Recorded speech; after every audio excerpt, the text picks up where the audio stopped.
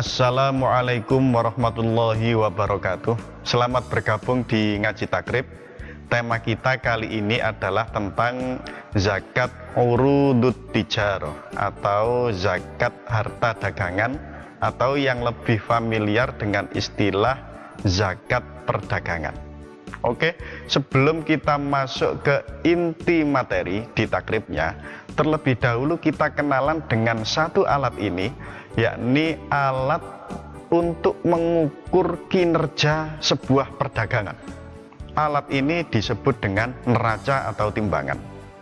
Nah, di neraca ini yang paling penting adalah sampean perhatikan ada dua sisi. Yang pertama adalah sisi kiri, kemudian yang kedua adalah sisi kanan. Nah, sisi kiri ini biasa dikenal dengan istilah aktiva. Aktiva itu ya sumber daya ekonomi atau sumber ekonomi yang diharapkan membawa manfaat di kemudian hari. Intinya sih harta atau lebih dikenal dengan istilah aset. Sampean punya mobil, maka sampean punya aset. Sampean punya rumah, sampean punya aset. Sampean punya baju, maka itu adalah aset. Sampean punya perhiasan, itu adalah aset. Sampean punya uang, itu adalah aset. Sampean punya saldo bank, itu adalah aset. Itu satu sisi di neraca. Kemudian sisi kanan itu dikenal dengan pasifa. Jadi kiri aktiva, kanan pasifa. Ada aktif, ada pasif. Nah, pasifa itu isinya ya intinya pengorbanan ekonomi. Jadi di setiap harta yang kita miliki pasti ada pengorbanan ekonominya. Nah, sekali lagi, di setiap harta yang kita miliki pasti ada pengorbanan ekonominya. Sama persis kayak cinta. Nah, oke. Jadi misalnya kita punya mobil, pasti ada pengorbanannya. Mobil itu berasal dari mana? Bisa jadi berasal dari utang, bisa jadi berasal dari pemberian orang tua. Bagaimanapun itu juga tetap sebuah pengorbanan meskipun dilakukan oleh orang tua. Bisa jadi berasal dari uang kita sendiri, modal kita sendiri, tapi bagaimanapun itu adalah pengorbanan kita untuk beli mobil. Nah, sehingga di pasifa ini isinya adalah kewajiban atau utang dan modal sendiri atau ekuitas. Oke, kita lanjut ke layar selanjutnya. Sekali lagi masih sisi kiri dan kanan, masih kita aset. Aset sendiri ada dua. Yang pertama adalah aset lancar, yang kedua adalah aset tidak lancar. Artinya semakin lancar aset, semakin mudah pemanfaatannya. Semakin tidak lancar aset, semakin susah dicairkan. Jadi misalnya begini, aset itu yang paling tinggi kas, pasti kas, karena untuk menggunakannya kita langsung menggunakan gitu aja. Mau beli kerupuk kalau ada uang ya tinggal tinggal pakai gitu aja. Nah, kedua adalah bank. Bank itu nomor dua. Kenapa? Karena kalau kita misalnya mau beli kerupuk, kita tidak punya kas, hanya punya saldo bank tok, maka kita harus ambil uang dulu ke ATM, terus kemudian jalan kaki ke penjual kerupuk, baru beli kerupuk, sehingga semakin susah. Ada lagi yang lebih susah, piutang. Artinya uang kita itu dihutang oleh orang lain, sehingga kalau kita mau jajan ya kita harus ke rumah orangnya dulu, nagih, ngemis, ternyata dicelatu-celatu, tidak disaur, akhirnya nggak jadi jajan kerupuk. Kalau disaur pun ya alhamdulillah. Nah, ini piutang, semakin susah untuk dicairkan. Kemudian ada persediaan. Persediaan itu barang dagangan kita. Jadi misalnya barang dagangan kita itu ada yang di gudang, ada yang di display, atau ada yang ditampilkan. Baik yang ditampilkan maupun yang di gudang, dua-duanya termasuk kategori persediaan. Oke, nah itu kalau kita mau jajan pakai persediaan ya enggak bisa. Jadi harus kita jual dulu barang kita. Nek gak payu ya gak sido jajan. Nek payu bisa jadi buat jajan kurang, bisa jadi lebih. Artinya untuk memanfaatkan uang yang berupa persediaan itu susah. Lebih susah lagi aset yang tidak lancar, isinya inventaris, misalnya mobil, perabot atau mebeler, komputer, gondola, kipas angin, AC dan lain-lain. Nah, artinya karena tidak lancar, misalnya kita ingin menguangkan mobil kita, maka butuh proses berhari-hari. Itu pun nilainya tidak akan utuh seperti saat kita beli. Artinya ada penyusutan di inventaris kita, sehingga namanya tidak lancar. Nah, ini sekilas tentang aset atau sisi kiri dari neraca atau timbangan perdagangan. Kemudian di sisi kanan, yang tadi isinya adalah kewajiban dan ekuitas atau modal. Yang pertama ada kewajiban lancar. Kewajiban lancar itu hutang jangka pendek, artinya 1 tahun harus lunas. Jangka waktu utangnya itu 1 tahun harus lunas, tidak lebih. Nah, kemudian ada hutang jangka panjang. Nah, hutang jangka panjang itu yang jangka waktunya lebih dari 1 tahun. Nah, kemudian ada ekuitas atau modal sendiri, bisa jadi berasal dari pemberian orang tua atau pemberian pihak ketiga, atau bisa jadi dari laba usaha kita di tahun-tahun sebelumnya.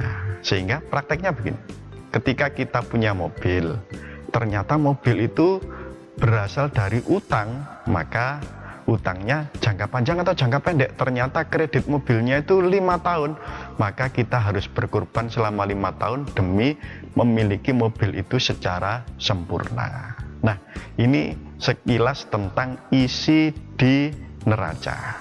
Nah, sekarang prakteknya seperti ini. Kita punya aset 1.000 atau 1 miliar lah. 1.000 itu terdiri dari kasnya 200, banknya 200, piutangnya 200, persediaan 200. Ketemu aset lancarnya adalah 800 juta rupiah. Kemudian inventarisnya 200, sehingga total asetnya ini adalah 1.000. Nah, dari 1.000 ini berasal dari mana saja kekayaan kita yang 1.000 ini?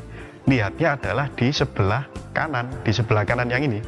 Nah, ternyata dari hutang jangka pendek 200, dari hutang jangka panjang 200, dari pemberian dari hutang jangka panjang 600, dari pemberian orang tua 100, dari badi usaha kita sebelumnya 100, totalnya 1.000. Lah, analisa sederhananya begini, dari harta kita 1.000 ternyata 800-nya itu berasal dari utang, atau 80%-nya itu berasal dari utang. Maka kalau kejadiannya seperti ini, kita pasti dalam berbisnis pasti tersiksa, dan itu kejam sekali, dan itu sakit sekali.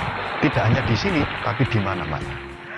Oke, sekarang kita masuk ke inti materi.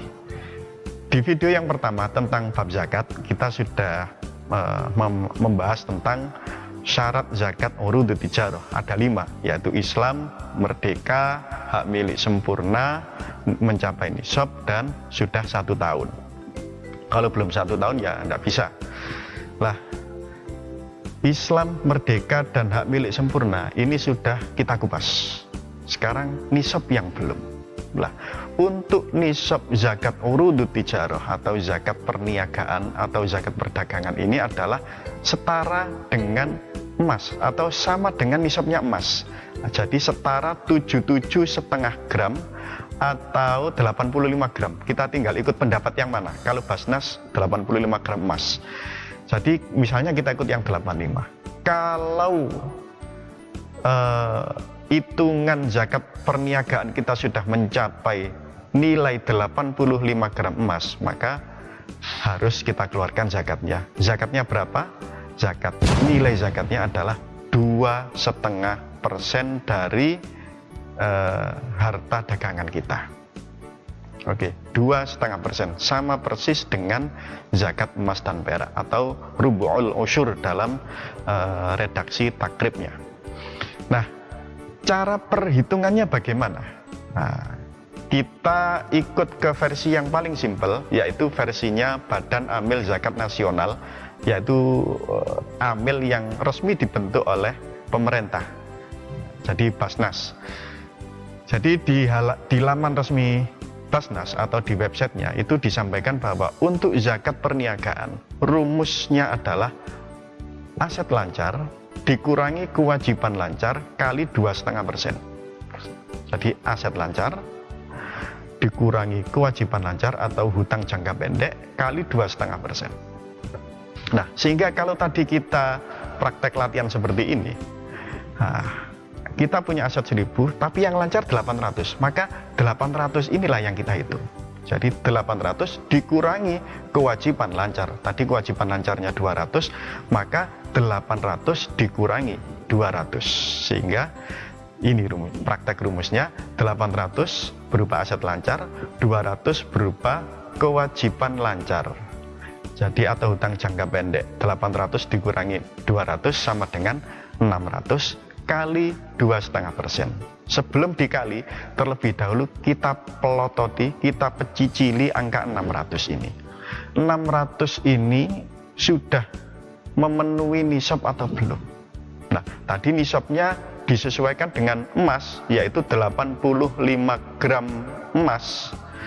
Maka ketika kita mengeluarkan zakatnya, kita sesuaikan dulu dengan nilai emasnya. Misalnya ketika kita keluarkan nilai emasnya itu per gramnya 1 juta, maka nisabnya adalah 85. Lah, kita bandingkan dengan 600. Ternyata 600 itu jauh di atas 85 juta, artinya sudah melebihi nisab zakat urudut tijarah. Lah, karena sudah jelas melebihi, maka ya tinggal kita kalikan 2,5%-nya. Misalnya 600 juta ini kita kalikan 2,5%, maka hasilnya ketemu 15. 15 inilah nilai zakat urudut tijarah dari praktek kita kali ini. Oke, demikian sekilas tentang zakat urudut tijarah.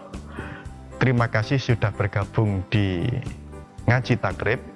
Insya Allah kita sambung lagi di video-video selanjutnya. Wallahul muwaffiq ila aqwamit thoriq. Wassalamualaikum warahmatullahi wabarakatuh.